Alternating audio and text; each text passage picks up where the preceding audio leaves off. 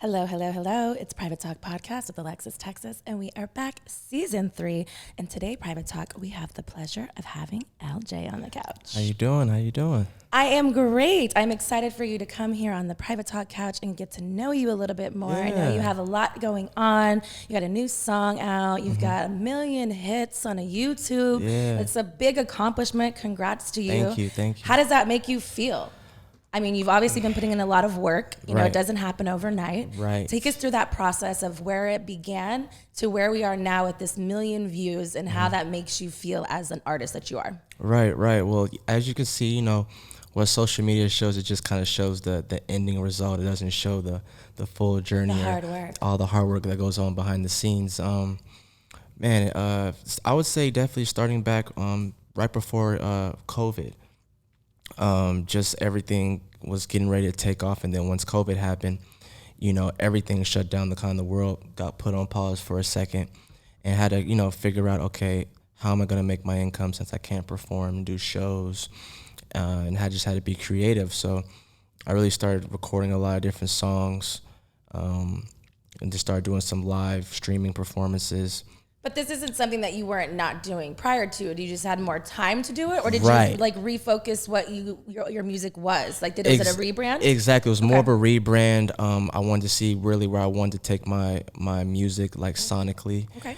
I was really kind of more focused on more of the influencer side than the artist LJ side. So I said, you know what, I got to get back to my main bag and what I really do. Because a lot of people were starting to get confused and thought I was just a bang energy influencer. So I said, you know what, let me get back into what I usually do so they really know that's not all that I do. Yeah. And I actually just wrapped up my EP, which will be dropping towards the fall. And this Love Six record, which was crazy. I heard it this morning. I can like it. You like? I do. I appreciate that. So we've actually been sitting on that song for a little over a year and a half. I'm all about timing and energy and, putting things out into the universe. So right when the beginning of this year started, I was talking to my team. I'm like, you know what, let's hit them with this record and kind of ease them into, the EP and everything else that we got going on. As soon as we released it the first day, it got over 50,000 streams on Spotify. And then from there, awesome. I started getting calls to come to different high schools and different venues for appearances and shows. And now I'm getting ready to go on a big tour with Gucci Mane's artist, Enchantment, starting May 7th in Atlanta. That's amazing. Congrats. Thank you. That's really cool, especially, with the world opening up back again and things, these mask mandates, kind of lifting and stuff. It's cool to see artists really doing that work that what we needed, the downtime, and now going back and celebrating that and seeing the actual fans that are impacted by those things. And I think that's really cool. I always love live music. To me is really it's a vibe. It's a vibe. Everything live. I feel like especially with all the technology that we have these days, anybody can technically make a song, but the performance is everything. That's when you really get to see who they are. So are you a performer as well? That's what I love. Because there's a lot of things. Is for me, I've gone a lot of places too. With Drake, for instance, we'll put it out there. Right. He sings great artist. But in the beginning, he was horrible at his performance. He just stayed there. Right. I'm what else do you do? Right. You know what I mean? And then it's because it's a vibe too. You got to feel the beat, the this, and when it doesn't look organic and it looks silly, you also don't want to do it either. Exactly. But that's part of being the full artistry, from a Madonna or a J-Lo that has all those hit factors that, really stand out. So I think that's what kind of makes it cool. And then you bring all the smoke and the mirror. And all that the little jazzy stuff to jazz it up. Lights and all that. But not relying on that. Right. So what puts you aside? Why do you consider yourself in that? Do you have a dance background? Do you do your own stage shows? How do you go through that process? Right. So definitely, I would say since the age of 3, just watching Michael Jackson, glued to the screen and imitating all his moves. That's really what made me want to be in the living room. Oh yeah, for sure. So that's really your what. Mama be stop. We'll get oh the yeah, TV. she already knew. Okay, this guy's gonna be entertaining. I already know. So that's really what fueled me. But really growing up watching my dad, he was signed to RCA Records in the 90s with a lot of the major R&B singers back in the day. So he had a hit song called I Belong to You. His name was Rome. So really he went double platinum. So really being able to see him in the studio and, behind the scenes and and on stage and just how everybody reacted to him, that's when I knew, like, okay, entertainment is definitely what I want to do. And it was just all about timing on, you know, when my time was coming. Does he have a big influence in the music that you do today? Absolutely, especially on the R&B side, because I look at myself, I like to be well-rounded and not put in a box, especially these days. So I'm definitely R&B at heart. I love R&B, but I'm also pop and, you know, a little bit of hip-hop. So I like to be able to give, you know, the different little elements. I love everything. I'm an R&B queen myself. I like, See, you already know. It's what I like. It's the vibes, you know. It's just like, it puts you in a good mood. It feels like you're getting a warm, nice hug. Right, it's like very, you know, all those enchanting words. Exactly. And that's why I also feel that R&B too is kind of changed. Is like, it's like that old school love is very different. I don't feel like that's as apparent these days with You're them, right. You know what I mean? And I feel like it needs to go back to all those warm, fuzzy feelings. Exactly. And a lot of us singers have been talking about that on bringing that vibe and that energy back. And I really feel like the perfect time is really now more than ever, because people are really tuning in and trying to figure out, you know, where's that next sound going to come from. Who are some of your musical influences? I know your dad has a big, you know, influence, but who else were growing up? Yeah, definitely. Growing up, I would say, of course, Michael Jackson, Boyz II Men, 112. Boyz II Men was always my karaoke song. Hey, I'm bending me. Hey. So those are for sure. As far as like the okay. See, I already knew. I would definitely say newer age, of course, Chris Brown. You know, Bieber, definitely him stepped into R&B and pop. Those are definitely my favorites. So I would definitely, people always ask me, okay, if you perform, like, who do you kind of get reminded of? I said, well, if you come see me perform, you'll probably put me up against Chris Brown, because he does the full performance, and I just don't sing. I dance on the stage. I got my dancers with me. Shout out to K Flo and Corey. So we really, our overall goal. Show.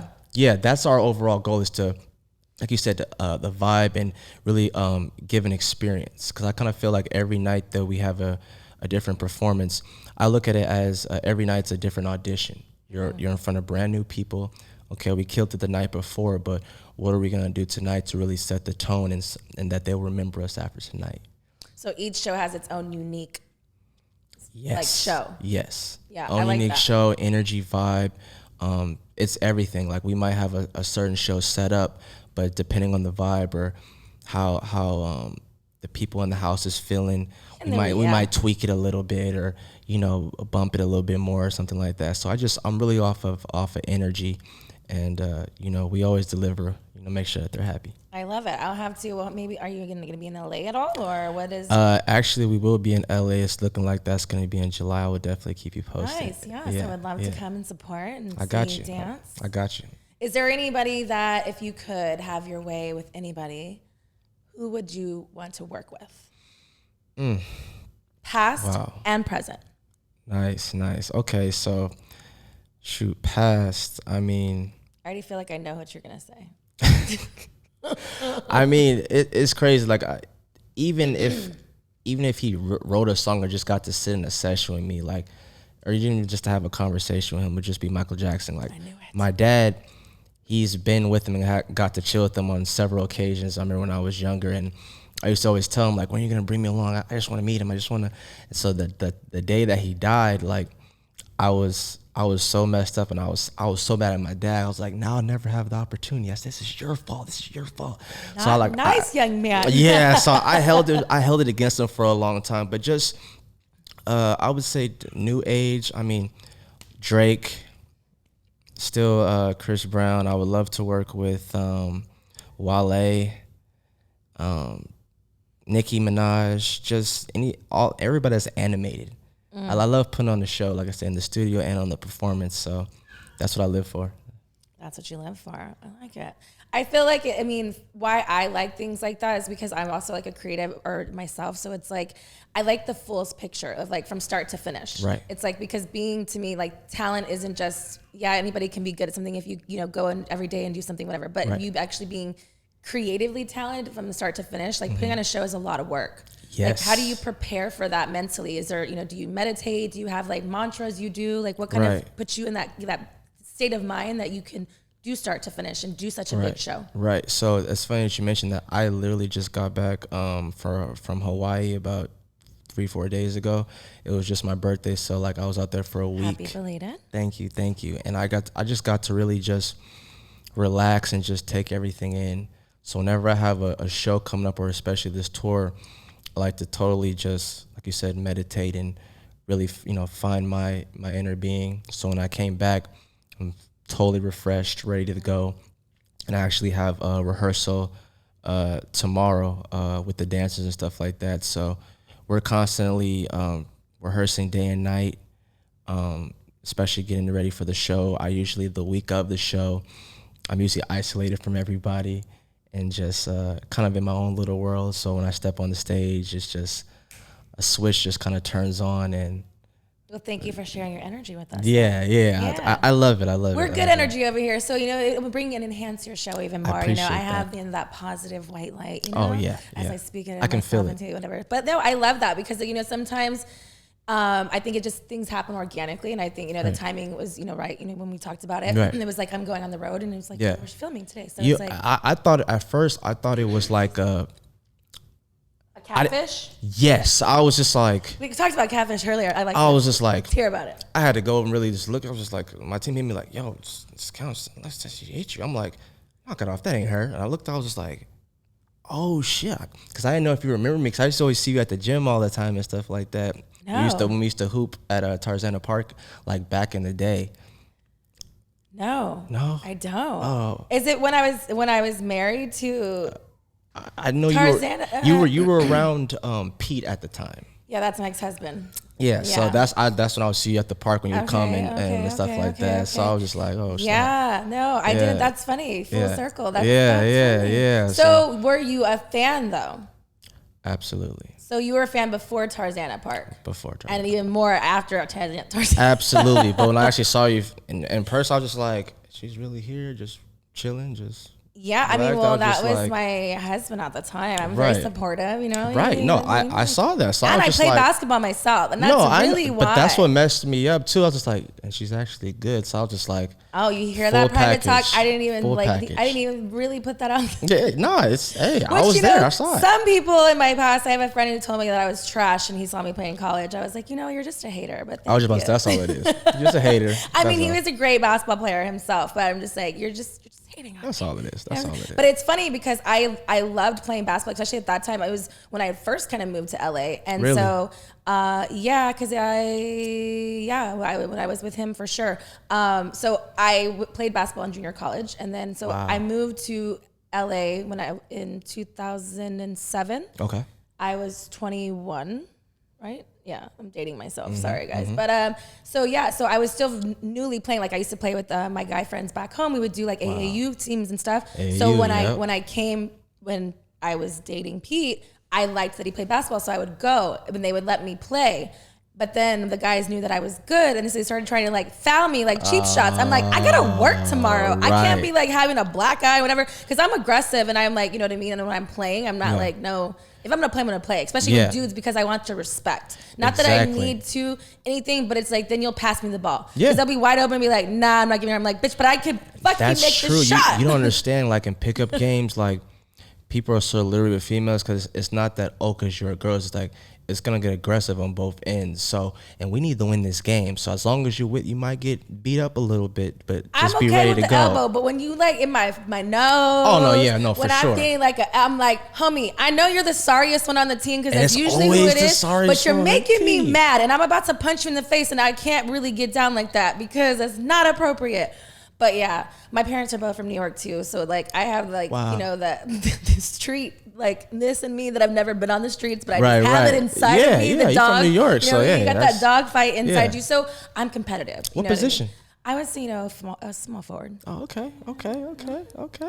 Keep it real, but I hadn't played. But after that, I also unfortunately learned to hate basketball because of my ex-husband, because he was so obsessed with it that it became a thing that I just was.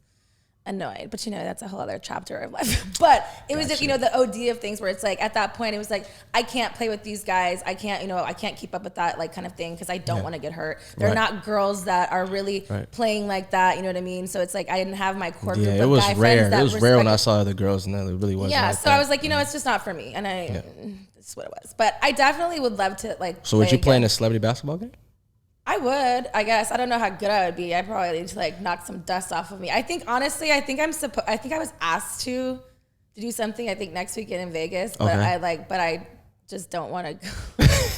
Sorry, not because of that, but like, and I was just mainly to be on the team, not even asked to play. Right. But if I did, I would want to. Right, that's what I'm saying. Like I'm like, I need to show my talents in these streets, but it's too soon. I need some time. When you're ready, let me know. When you're ready, let me know. You're gonna set it up. I can definitely set it up. Would. I mean, it'd be fun. I mean, I think it's always fun. It's always fun. Yeah, it's always fun. But I definitely at this point I kind of like, and even though I talk a lot of shit, if I shot a ball right now, I'd probably look an air ball. Hey, well, like, I got a trainer that trains high end people, so I can get you comped for some free sessions if I like it. If you ever need that. Now we're talking. I like the whole like diversity thing. Sometimes you got to pick back up what you loved, and and I used to play so much. Yeah, basketball will always be a love for mine, and always be a part of me. Did you play in high school and like beyond, or just? I played in high school. I played at Taft High School from 2004 to 2007, and then I played in college at Santa Monica. So Bruce. Yeah. Yeah. Okay, it's all coming back. Yeah. I got it. See, wow. Small world. It's really funny how that all works out. Wow. That's funny. Yeah, I'm like Taft High School. Yeah, that totally. Yeah. Bruce is like my son. He lived lived with us for like, I don't know, a year. I call him son. He's not my son. I was like, Mom. But Bruce is a good guy. That's funny. So, basketball, music. Is there any other talents that that you want to tap into? What about acting? Have you thought about any of those things? Definitely. I did it when I was a kid back. When I was a little kid, just do a lot of acting and modeling, and me getting back into runway modeling too. But definitely, I just signed with a new agent for theatrical and commercial.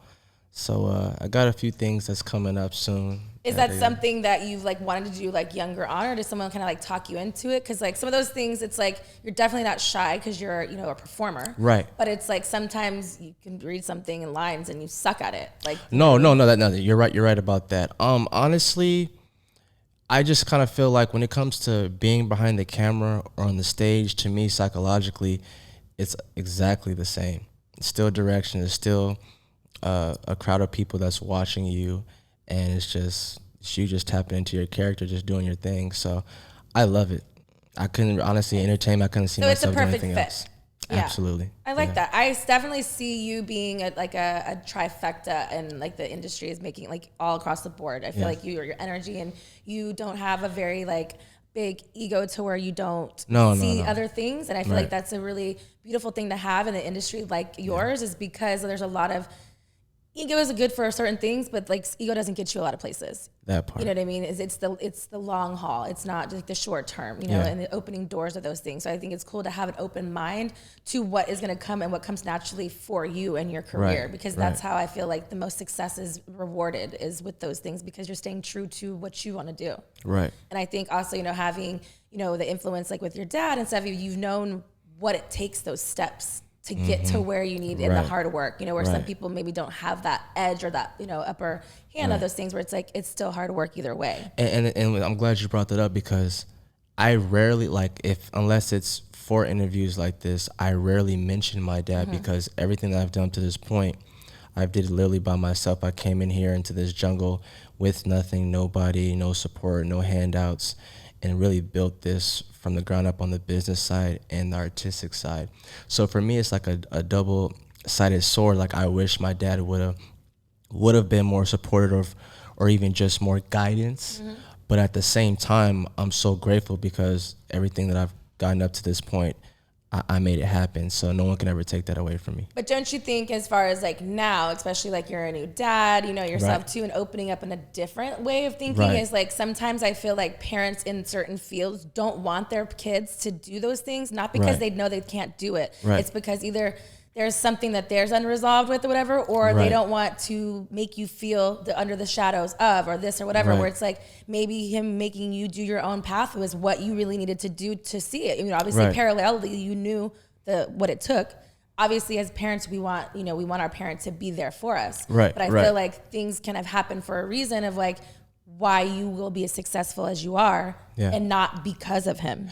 Right, you know what I mean? Exactly. Because like how we were talking about basketball, when I was in college and playing and all that, I ended up getting injured and tweaked my right ankle and my right knee, and they wanted me basically to lose a year of eligibility and redshirt. And in my mind, and like the players I was playing with against that time, like Brandon Jennings and Kevin Love and like all these people that are in the NBA, I was just like, I wasn't standing for it, so I left the little scholarship and the free apartment and all that I had, and I was yearning and longing for something, which led me into the studio and me expressing myself on things that I was going through. And honestly, the music is what saved me. So that's when I knew, I was like, you know what, this is what I want to do.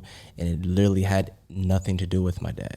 It was just something that I knew that, no, this is what I am supposed to do. Yeah, for sure. Yeah. It's therapy, you know what I mean? It's like writing down it's like your feelings are your feelings, and those feelings, when you are creative, makes into beautiful songs. And like like the song that you have coming out, is that influenced based on your life?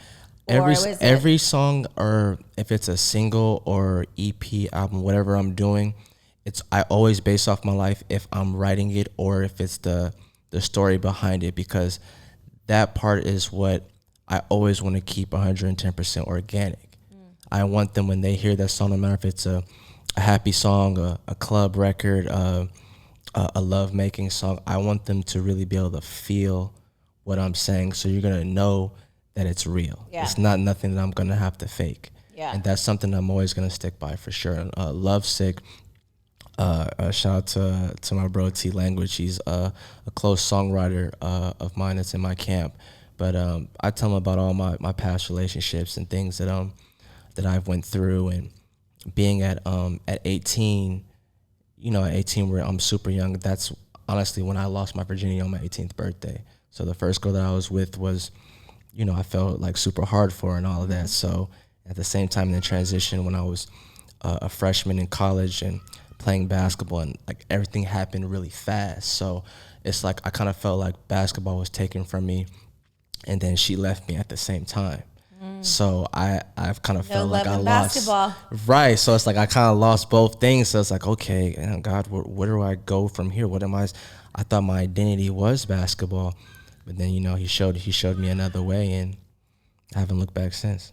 I like that. So you say you lost your virginity at 18. Yes, I did. Is there a reason why you waited that long? Or was it just because you didn't have a girlfriend? Or what were your reasons behind? I kind of feel like in the period of between like 03 and 07, I feel music was different. People weren't really pushing drugs and sex like that in the records, if you really listen to it. So when I was in high school, I was just straight A student in basketball. It didn't really hit me like that. I saw girls, I was cool, I was popular with everybody, I was cool with everybody, but there was asses out there. There was there was songs, there's all glorifying money, and like whatever. Because you say you're 3 years younger than myself, right? And I saw that. I mean, I graduated high school in 03. Right. I was definitely shaking my ass. No, right. So I would say. So do you say that just because the environment that you were in, you weren't really like heavily into that? Like, right. So it was exactly. So like it was. Is that based off your parents being like strict, or? My parents were strict, but at the same time, they knew me and my nature. And like when I'm focused on something, no matter what it is, like I'm like every day during the summertime and even regular school year, like I would be putting hours in on the basketball court before school and after school. This is why you were a fan of Alexis, Texas, because you could watch lots of porn and you didn't have a relationship where it's one-sided. You got me through. I'm being totally honest. You got me through a lot of different things.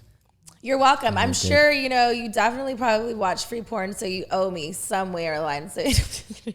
So So thanks for doing the interview. I appreciate it. No, of course. You know, I had to pay, as they say, pay your dues. I had definitely. That's why I say, let me look out and look out. So were you, after you lost your virginity, and are you more of like a relationship type person, or did you just start fucking mad bitches because she left you? You left basketball. Did you like overindulge in other things to like fight that pain, or were you still?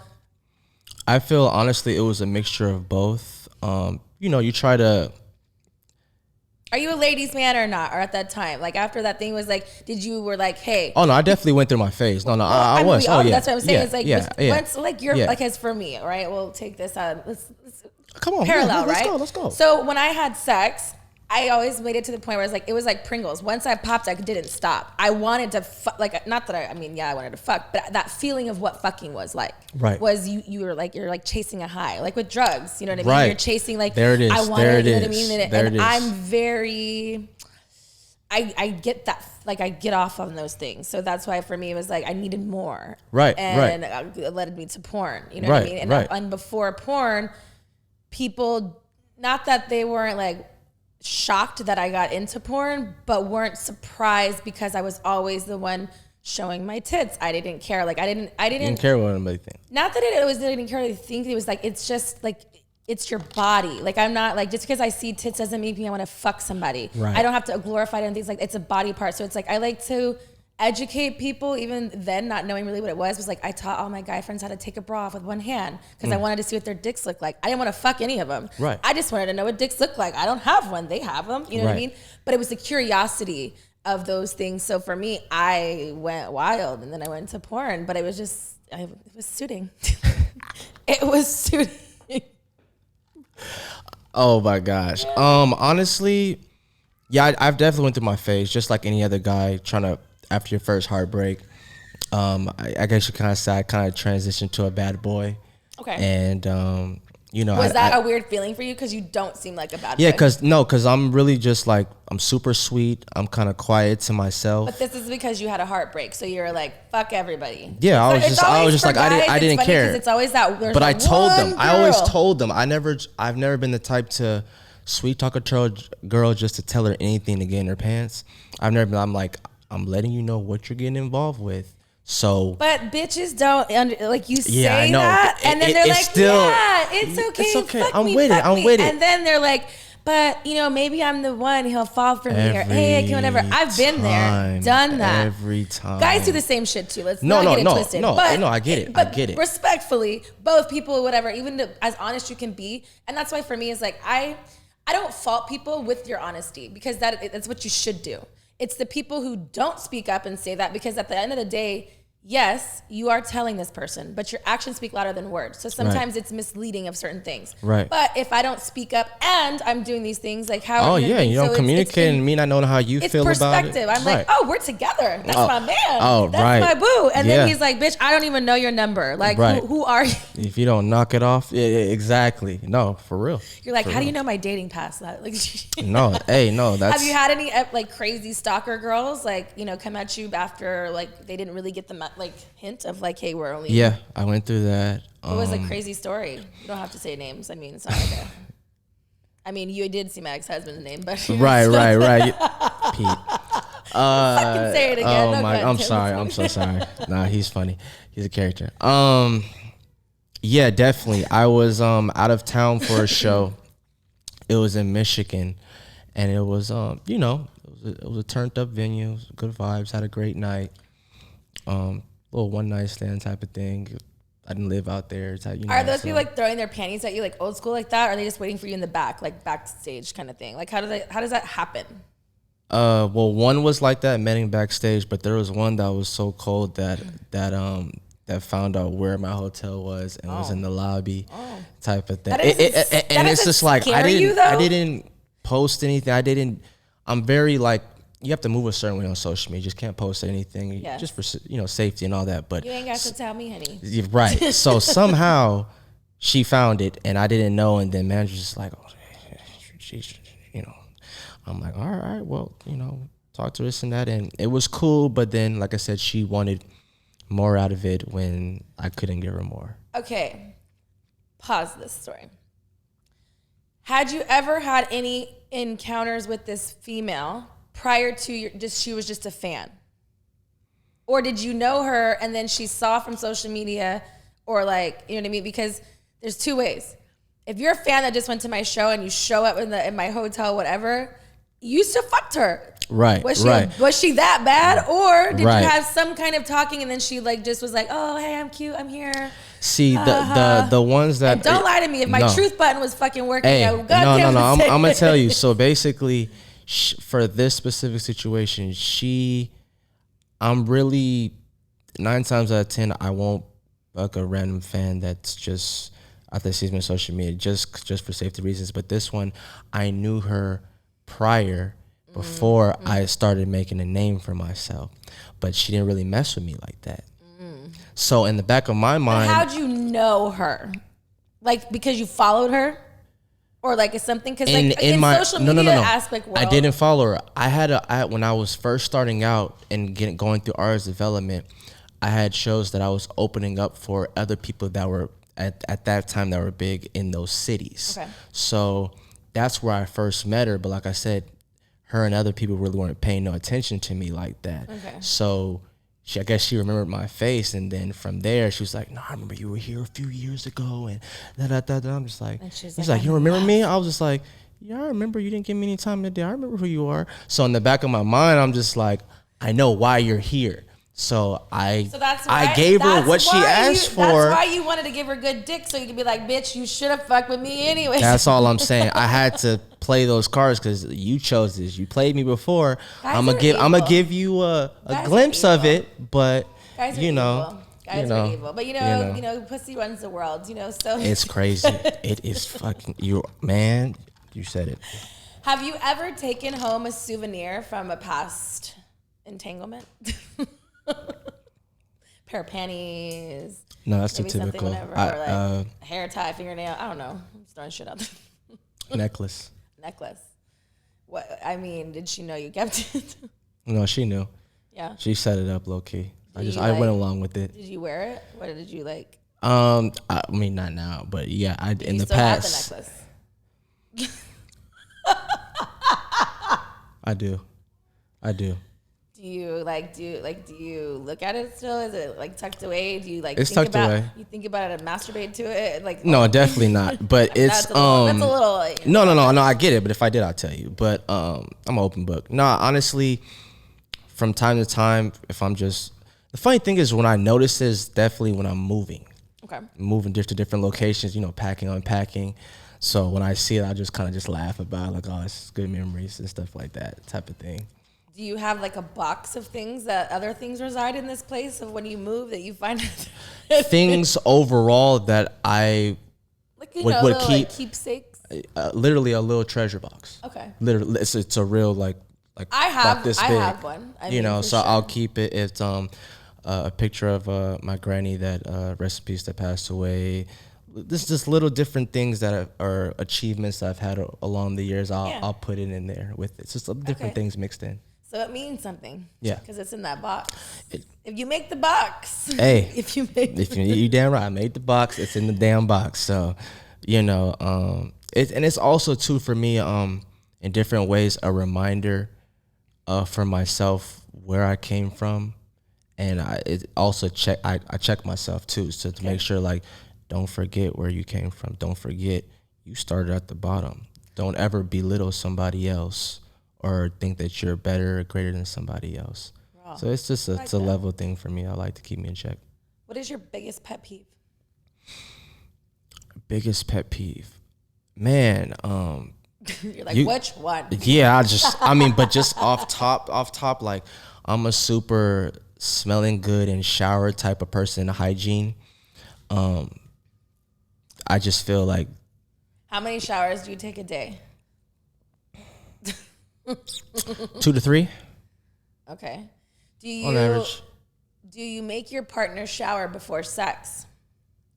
You already know the answer to that question. I sure do.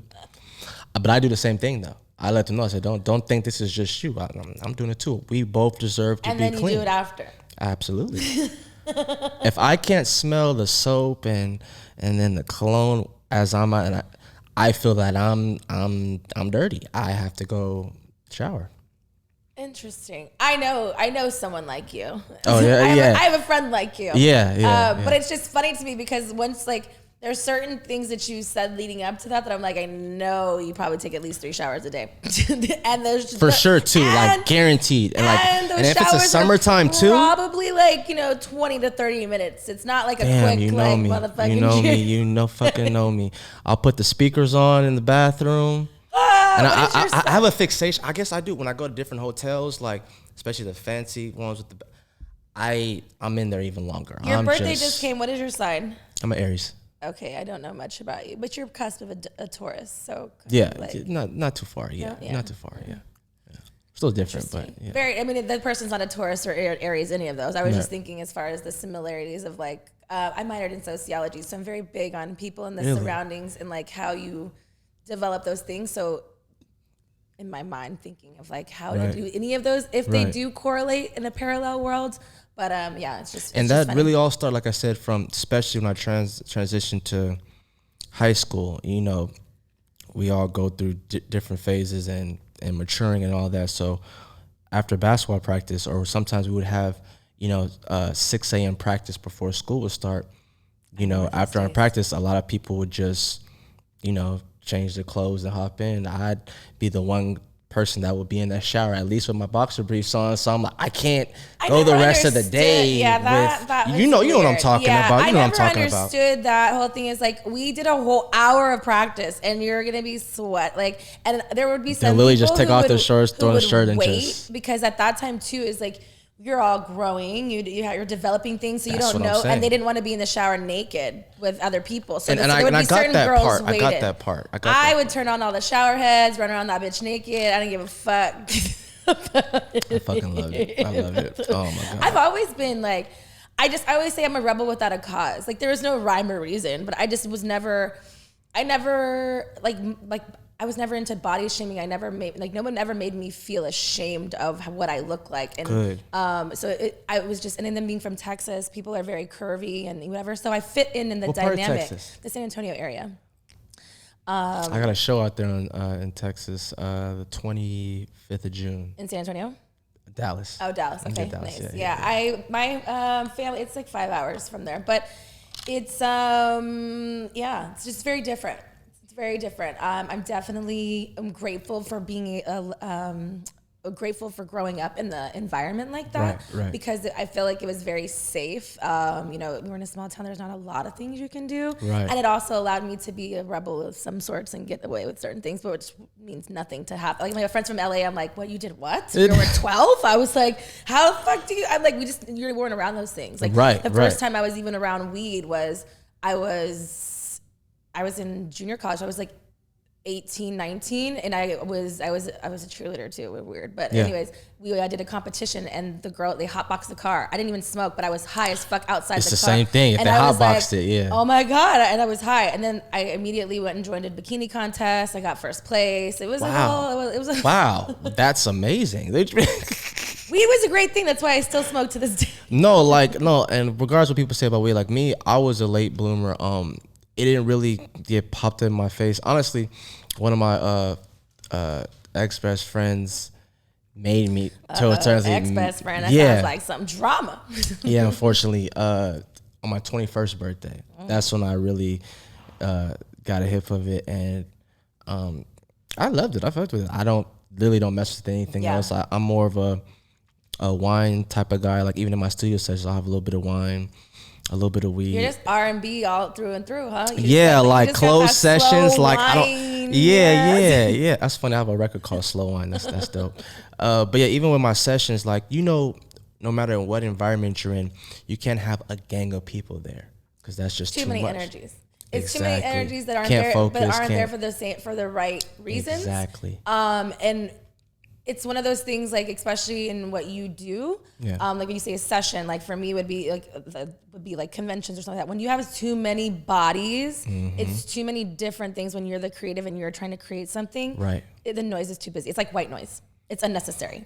So it's like eliminating those things. But I think that's also with growth and also experience is because you also want to people please sometimes. You also want your homies to experience things. You want them to feel that, that thing also. But it's like also at a certain point is if you're not elevating us together, then what are we really doing here? Because I can't win if you're holding me back. So it's like, you give and take. I'm just so glad you understand. For sure. This is why I told you about that good energy. This is what you needed me to speak preach to you. I always say, I'm Dr. Texas. I do not have a medical license, but Dr. Texas. Dr. Texas. There used to be, this lady called Dr. Ruth who would talk about sex questions, and everyone always like, so I was like, it's like me, it's different. My little twist, I don't claim to have any doctor, but I have. Can I call you that, Dr. Texas? You can call me Dr. Texas. So whenever I said Dr. Texas, Dr. Texas will show you the way. Oh, wait. There you go. Okay, top 5 rules that you abide by. Do you have stuff that you hold yourself accountable to? Now more than ever from, definitely where I started and where I'm at now. Trust, loyalty, commitment. You said 5?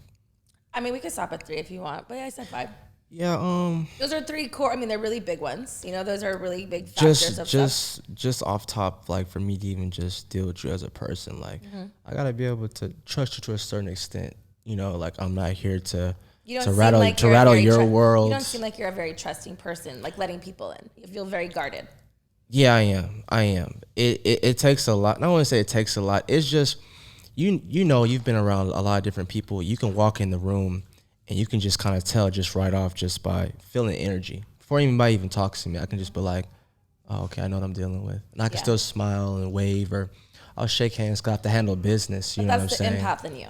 Yeah, but I'm just going to know, okay, could I really chill with this person outside of the industry, or we're out of town, or a Sunday dinner with a family type of thing, or bringing around, my close ones. Mm-hmm. You know what I'm saying? You being from LA, and do you find that there's a lot more people who are, I guess, hybrids, where it's fake phony, where you can't really relate to people like that? Is because I feel like, one of my best friends, she's from LA, and she's like, there's a lot of things that don't shock her, or it's just very things, and so for me, I'm like, me being from Texas and just obviously I know where I came from. It's just I would have never even thought, but I feel like LA people is just way more advanced in life sometimes, because it's where the entertainment boomed. Right. Is do you find it harder to make really close friends because of that and your walls of those things, or is it easier just because you're just open to it? I feel it's a mixture of the two, but definitely from the personal, as far as relationships and business, it's definitely a lot harder. Okay. Or trying to meet somebody at that level. Is it because it's 2 degrees of separation, everybody kind of knows somebody, or why do you feel like it's harder? I feel or I would say even more now. Well, I mean, I'm cool now. I got the wife and stuff like that, but I was saying that my earlier parts, I just felt it was just super oversaturated, and you gotta understand, from all types of industry, if it's corporate, athletics, entertainment, everybody from all around the world is literally coming to LA to make a name for themselves. I had to deal with it in high school from 9th grade to 12th grade, where in practice and lunch break practices, we had college scouts from UCLA to USC just sitting in, just watching us on a regular type of thing. So just me as a kid, and not letting that faze me or even mess up my performance as I was doing my thing, but it was just more of everybody was trying to transfer to that school, big names around the world transferring at that time. So it opened me up at an early age, okay, everybody's coming to LA for a reason. And they know that this is basically the pot of gold. Yeah. You know what I'm saying? So it's just you got to keep your eyes open and know that, everybody's not for you. Facts. For sure. I feel like people always talk so much trash about LA, whatever. I feel like there's good and bad in any place you go. I feel like, for Absolutely. me, I've been here since I was 21. I'm 36 now. Yeah. For me, it's home as my adult life. This is the only place I know. Are we in a weird place right now? Of course, the whole world is, what I mean? But there is no, for me, other better place than LA. There's just so much diversity and reachability from business to, creativity, people you wouldn't even understand yourself. Yeah. Where it's like you said, like your dad was in the industry. Sometimes people need to know that, some people don't. But it's even with that, it's like who you know because of that, or what circles you're invited to that some people would never have those doors open because they're in Nebraska or Iowa or whatever. You know what I mean? So I think those are the things that for me now in the space that I'm at, it's about being grateful and having gratitude for having those moments. Right. You know what I mean? So it's just fascinating for me to see people growing up in LA, being in the music industry, you struggling yourself to make who you are.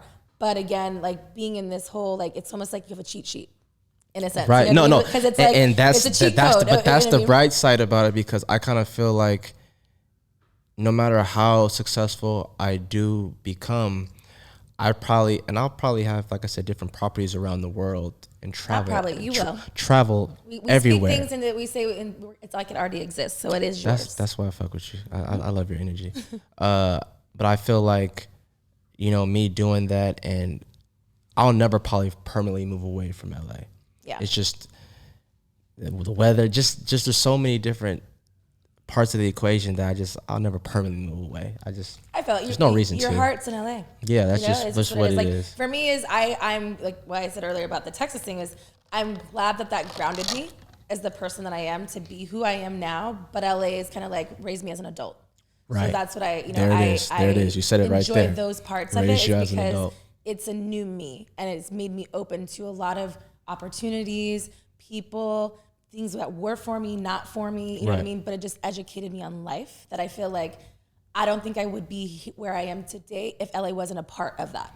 I think it has a lot of synchronicities to it. Right. No, you're right. 110%. What do you think is the first assumption people have about you? You say you could read rooms, you can read energies. Sometimes people don't have to say things for you to know. What do you think was that one assumption that you're... Off top before they have a conversation with me? Sure, let's do that. I think I'm big head, Hollywood. Okay.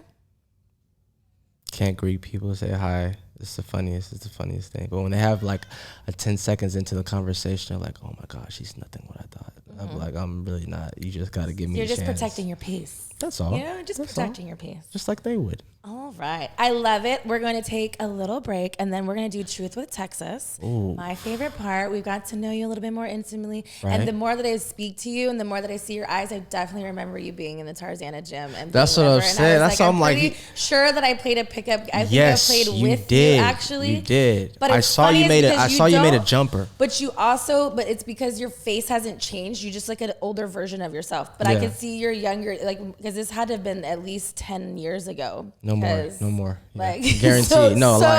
But on multiple occasions, I see you walk in. Bruce, I'm like, it opened. I'm like, I'm pretty sure I remember, like, because I remember being in the gym and the whole little thing. Yeah. That's what I'm saying. Like, all right, I'm gonna take a shot of tequila, and then we're gonna get back to that part. Let's do that. All right, Private Talk, we are back, and we are ready for my favorite part. Ooh. LJ, are you ready for my favorite part? It's Truth with Texas. We're going to put you a little heat on it, but I think, you're an open book. I think you're going to be just okay. We've got 4 cards here. Each is an ace. Each suit is a different type of question: romantic, kinky, spicy, and naughty. I'll ask you a couple of questions. Okay. Then at the end of the game, you can ask Miss Texas whatever you would like, and then Truth with Texas is over. Are you ready? Okay. I'm ready. On your mark. I feel like this is a race. Get set. No, all right, let's see what Mr. LJ is all about. Truth with Mr. LJ. Ace of. And man, I just want to say shout out to Dr. Alexis, Texas. Hey. She's doing her thing. Oof. Ace of. Diamonds. Ooh, spicy. I knew it. Longest you've ever gone without sex. And we're not talking, this is after you had sex in your 18 years. Oh, no, yeah. Oof. This happened one time in 1 year in my life when I was in one time only. I was in a different headspace. It was a full year. Wow. Yeah, I've never done it since, but it was, I just totally detached from everything, and I just was it consciously that you made a decision that you were like, hey, I'm not gonna have sex until I find a person, or you're just like, I'm not fucking anybody, or did you just going through whatever you're going through and it just organically was a year and then you're like, fuck, I had no pussy? This might sound, it's really all three of those at the same time. And it was just more for me. I was trying to figure myself out. Okay. It was really not more of anybody else. I was trying to get to the root of myself and finding out who I really was with that person in the mirror. Okay. And that's why I was able to really overall control myself. And I didn't want any confusion with something that might have been bomb, or if it was the pussy, or just her personality, which could have been amazing. You know what I'm saying? And I didn't want any of that to fog. So through the year time, were you still dating women, or you just took sex off the table? I just took sex off the table. Okay. Because I wanted to know what I was really dealing with them and with me, though. So how was it really about for your partners? Were they agitated? Did they think something was wrong? Because most women, when they think they're doing it, then it's okay. But for you as a male to do it, then you're like, well, something's wrong with me. Right. So it was different stipulations. Like at first, like it was a breath of fresh air to them, because they're like, oh, great, I don't have to. Oh, this is. Yeah. So I'm like, yeah, I'm not tripping. You know. So they're like, oh, okay, great. But as they start to get into my world and they start to get to know me, you know, things change, and they want to experience that and be intimate on a different level. And that's where the door was shut, and then that's where things would get I don't want to say confused, but more frustration. Okay, on their part. Exactly, and that's honestly where we would fall out, because I said, I'm just not this year. Yeah. Next year, if you want to deal with me or have me in your world in some type of way at whatever level, I'm with it. But if you really fuck with me, or you really care about me, I have to go through this so I know where I'm at with myself. What was the extent of length that one particular woman stayed? What was did people stay around for that, or were people like, fuck you, I'm done? Because theoretically that sounds great. You know what I mean? And then, but when you're in it, and then you do develop feelings, and you seem very, like how we talk about the R&B vibes, like you seem like a loving, nurturing person if you were to care for somebody. Right. And then it's like, how do you still do that? Which I do commend you for setting those boundaries, is because it is something, a spiritual search to find out what that meaning for you really separates who a human is to what the sexual desire of a human is. Thank you. You know what I mean? So I feel like a lot of people, again, in my last episode, we were talking about a lot of people invest in relationships and be with someone because you're lonely. They get in relationships for the wrong reasons. They get into these things where it's asking for a tornado. You don't really, like, when all that fuzzy stuff, mirrors, then the tragic stuff happens, you know what I mean? But it's because at that time, you're in love, quote unquote, but you're in love with an idea that never existed. Oh my gosh. Because you're not in those states. So I feel like with myself, I'm 36 and I never had boundaries. That's horrible to state that, until this last year, me doing personal work and realizing what boundaries really mean. And not that I didn't have boundaries and standards of what I didn't like in those things, but I didn't uphold them. I didn't know what that really meant, because then, in return, you jeopardize your integrity. So if somebody in your situation for your year-long journey is saying whatever, and then it's like, you may want to fuck this person, but then you're like, I also did this for a meaning. I did it for a bigger picture. Right. So a lot of people don't put themselves in those trials and tribulations to really do those things, is because we are selfish. Our ego comes into place because we want someone by our side. We want whatever, but you just want a person. I want the person for me. I want a whole person who can understand my emotions, accept me for my good and my their bad. Emotions, and certain times, because things do get ugly. Things aren't picture perfect all the time. But if you're willing to stand in time next to a partner with those things, then I feel like you got it. That picture. Exactly. So I kind of feel like. So was there anybody that stayed around? Like, was like a 4 month, 2 months? Was it like that, or did someone stay around for a year? Or did you get tired of it and was like, nah, I'm good? I mean, there were days, like, even with myself, I was definitely frustrated with myself, but it got to a point, like, whenever there's a trial or a goal of some sort, or just something that needs to be accomplished, no matter if it's with myself or music or just anything that I'm trying to get to the next level with, no matter how hard it is, I'm going to see it through because I have to know what the answer to that equation truthfully is, regardless. So some people stayed, some people fell off. You know, overall, I got to find out the truth with just myself and look in the mirror and knowing what it really is. But at the same time, the individuals that did stick around really did accept me for me, and them seeing the full picture of everything. And then that's also what made them go deeper in it with me and love me even more for that, I guess. Is that who your current partner is? Yes. Nice. Yes. And it was a cold timing on when we met and how we met. I'll never forget, I was with my bros. It was, you know, between 11 and 1 a.m. in the club, that climax period. And I was at this time where I don't know, I was for sure. My favorite drink is I love dark Henny. I think I was about 5-6 shots in. You feeling good? I was at that peak where like nobody could bring my night down.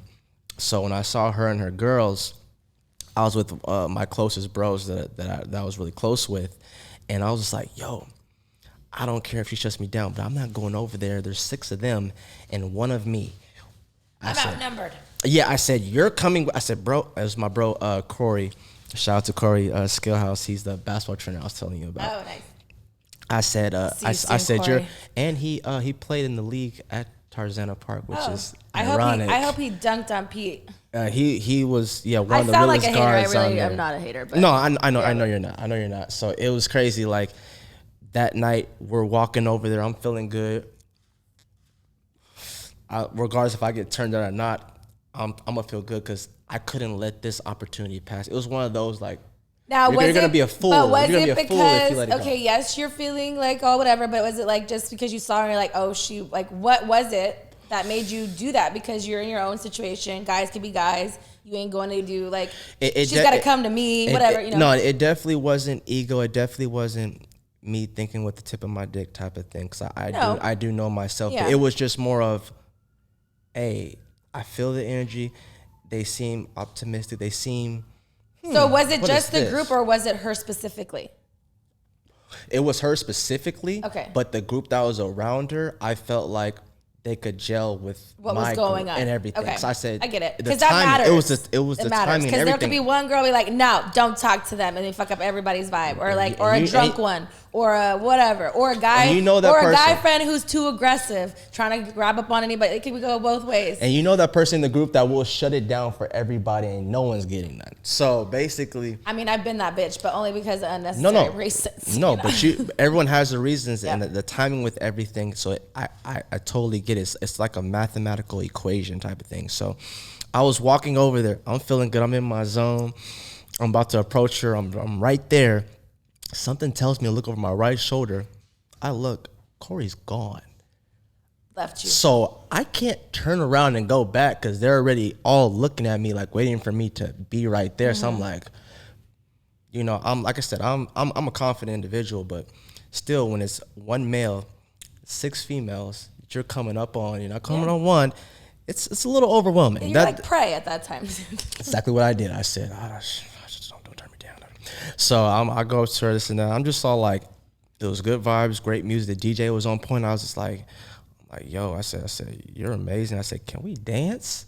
Can we dance? You know, this and that. And she looked at me for a quick second. It was just all like, because she wasn't feeling it. She was like, you know what I'm saying? She looked at me. She said, oh, yeah, she started dancing. So I guess in that situation, from with her girls, she's always turning down people. She's like, she don't fuck with anybody when we come out because it's just about us type of thing. Yeah. So they were confused and just like, we were dancing for sure 3 songs straight. Locked hands, cool, on the I mean, wall that type means of thing. that both of y'all are that kind of person, standoffish, but your vibes fucked with each other. And it happens. And then you had a baby. Yeah, that part. Hey. And then when I told the bros, I said, y'all missed out. Y'all could have all had one and y'all just didn't. Yeah, but that wasn't what was set in stone that night. Because, and I get that too. What I mean? Because I think somebody may have fucked up your situation. Somebody like, all right, it's time to go, whatever. Things happen naturally. You're right. The roll of the dice of how the rest of the game went it's a cold situation. That's all I can say. It's a cold situation. So prior to your, you're booed up, but in your past life, right. of, right. boyhood, right. Have you ever been in an orgy?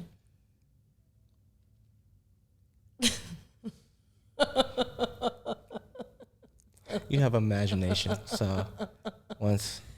That means yes. How many people? 3, 4? He's counting 1 cheek. I just want to make. I just want to make for sure. 4 cheek, 5 cheek, 6 4. cheeks. 4. Have you ever been to a swingers club?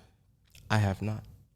I hosted there one time. It was kind of it was different. It was a great experience to see. And as a porn star in a marriage that because I was married at the time, I wouldn't go there to trade partners with, but it was cool to be with your partner to see what was going on. Because there was rooms and people really like doing that. It's just I like sex in other ways, just not in other ways. I don't want to get off topic, but just within that aspect, did either each individual ever feel some type of way that either side ever went too far to where they're just like, damn, at the swingers club or in porn?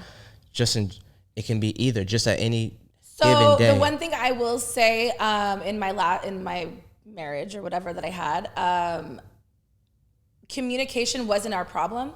Okay. So because we both were in the industry, we both were very honest with each other and said what we liked and what we didn't like. No questions asked if you just didn't want me to do whatever. And it's rightfully we were already doing a lot.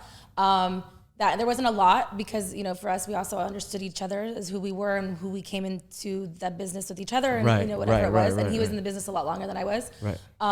So I didn't take to fault of any of those things, but we were also very communicative. And I've also said too, I was like, if you have a good day at work, cool, just don't brag about it. If you have a bad day, you want to talk to me, cool, whatever too. But work was work. You don't need to bring your work home. Kind of thing, because you know what you're doing. We know where you're fucking, because it's like if you think about it, but. Yeah. All right, next card. Ace of. Damn. Clover. We're going to do with clubs. It's a kinky question. Bondage. Are you into it? Do you like to tie your lady up? Do you like to whips, chains? Can I be honest? Yeah. I've never done that. Would you be open to it? Absolutely. I like that. Have you ever been caught masturbating? Yep. Yes. Most number of times you've masturbated in one day? Damn. Did you have an Alexis Texas marathon?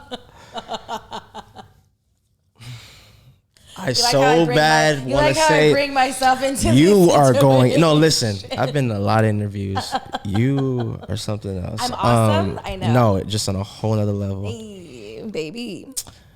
I'm not trying to backdoor the question, but how many times would be too much? Or how would be a lot in one day? I guess that's the real question. I don't know what. I mean, I'm just in case, just so I know for myself. I mean, for me personally, myself, I could say about 10 times for myself. Oh, okay, bet. Oh, no, definitely not 10. Nowhere near 10. Okay, wait, it's your number. Oh, it's my number?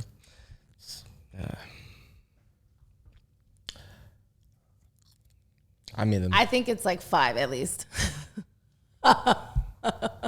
The most ever. The most ever. It was a busy day. Yeah. Ace of. Damn, what is going on? I like you think the aces are going to change. I really am. Can I just get just? Can I get a skip? Can I get a joker? Can I get something that's not a card? Just one. Spades. Naughty question. Of course. We're all naughty here. Spit or swallow? Do you like your lady too? Does it matter? Depending the occasion? All right, I will let you answer that. Biggest turnoff? What is something that someone can do that you're just not feeling it? I guess for me, it'll just be their energy. If they're not... if they're faking it, not into it? Yeah, if they're not here in real time, really in the moment with what's going on right now, for sure, everything just stops. Okay. All right, real question I have to know, because I heard this is a thing that guys do, but I'm really not convinced. But I really think, I mean, I know it's the truth. Have you ever faked an orgasm? Honestly, I haven't had to do. Some guys are like, hell no, that's a good question though. But some people I had to really think of, like, did I ever?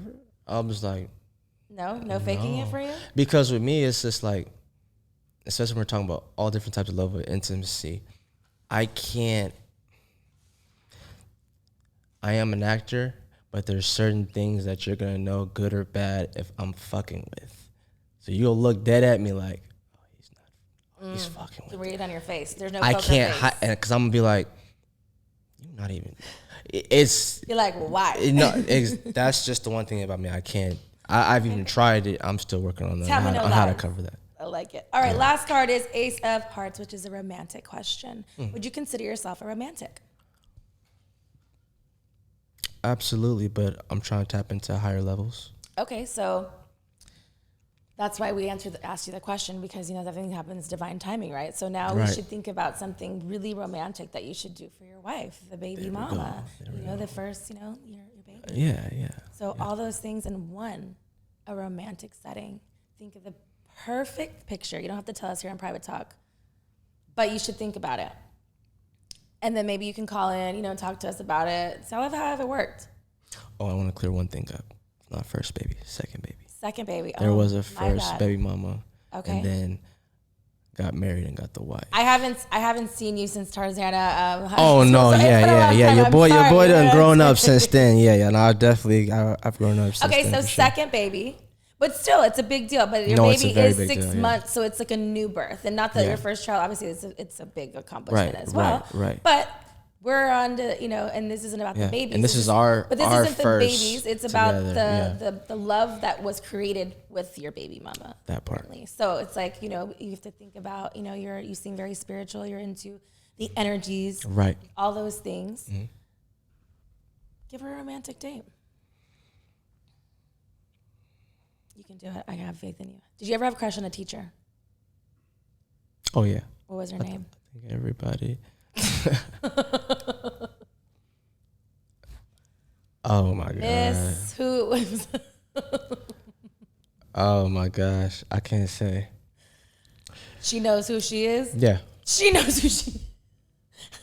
That's all we're going to say. Yeah. All right. Well, thank you so much. I appreciate you. It was really great catching up with you, getting to know the man that you are. Thank you for coming on Private Talk. I am so proud of you and everything that you've done. I'm proud of you. You have a baby. That's a great accomplishment. You have a wife now. You're in a really great headspace. I love that for you. Your song is coming out. You're doing a tour.